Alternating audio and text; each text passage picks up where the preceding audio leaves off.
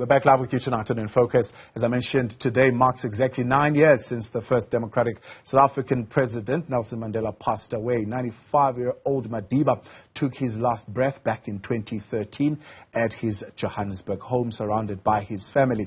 To commemorate the day, the Royal House of Mandela has paid tribute to arguably one of the most admired statesmen in the world. In a statement, the House reflects on Madiba's activism, his role in uniting South Africa, and his overall legacy. But it also laments the current state of the country, especially the poor operations at Eskom, corruption and unemployment. The Royal House says what is unfolding at the ailing power utility is beyond belief. Meanwhile, on the Phala matter, the House has rejected any notion that this scandal signals South Africa's collapse. We're joined now by the CEO of the Nelson Mandela Foundation, Sello, Hatang, who, of course, are the custodians of the legacy of the former statesman. And what does it mean to you at first glance, as we reflect on this day, that the country is, one would say, quite divided right now on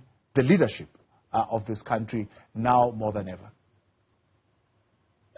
I think it means that let me first thank you very much for this opportunity, and Ndluli, and to also thank you for always helping us to hold the mirror in terms of our nation state and what do we need to do differently.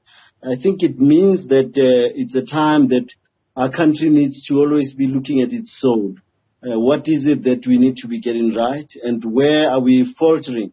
And moments like these, where you have Madiba's anniversary, the 9th anniversary, it means that we again have an opportunity to reflect on the kind of democracy we want to build, the democracy that Madiba dreamed of, one that he thought would have given more land to its people who were dispossessed by 1999. He thought by then we would have given 30% of the land to its rightful owners, something that never got to be achieved.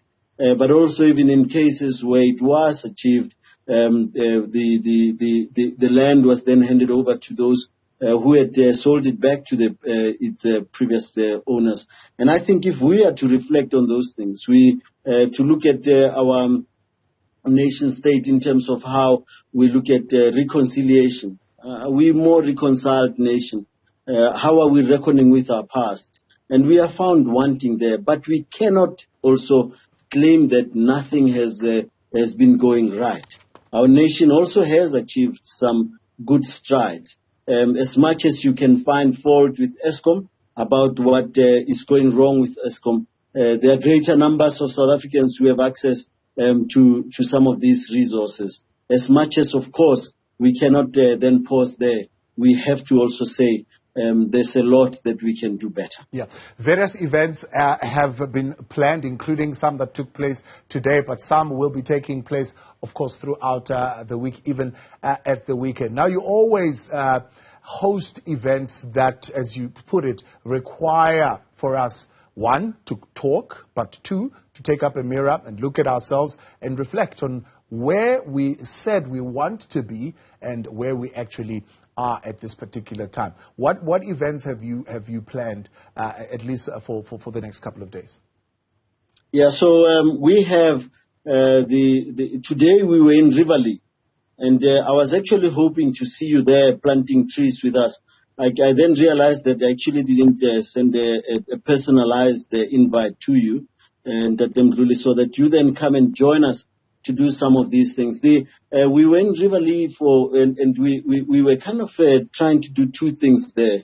To look at the issues of food security, because we're going to have two vegetable gardens planted at an ECD center and at a school, because we want young ones to begin to then think for themselves that on this day, by the way, today is International Soils Day, which means that, and the theme for the Soils Day this time was soil is the source of food.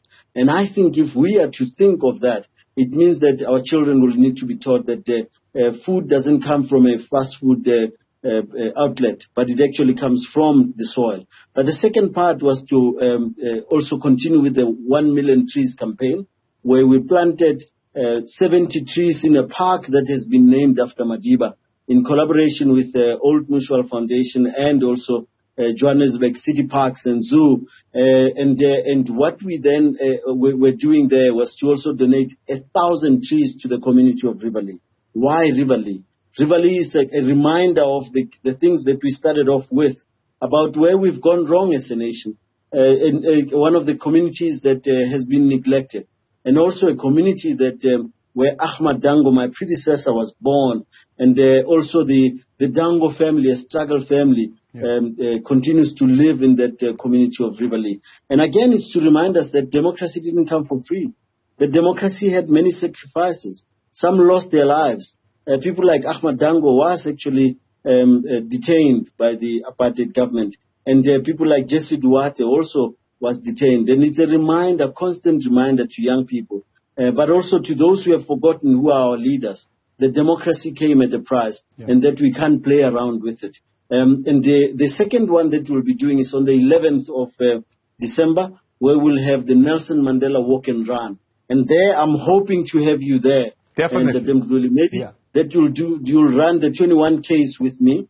But I'll only run if you run. I can always give it a try. Unfortunately, because of time, let's leave it there for today. Much appreciated, and thank you very much for coming on tonight and sharing, of course, and continuing to share and holding us accountable and holding us to remember how we got to this democracy and why we need to cherish it. That is the Nelson Mandela Foundation CEO, Sello Hatang.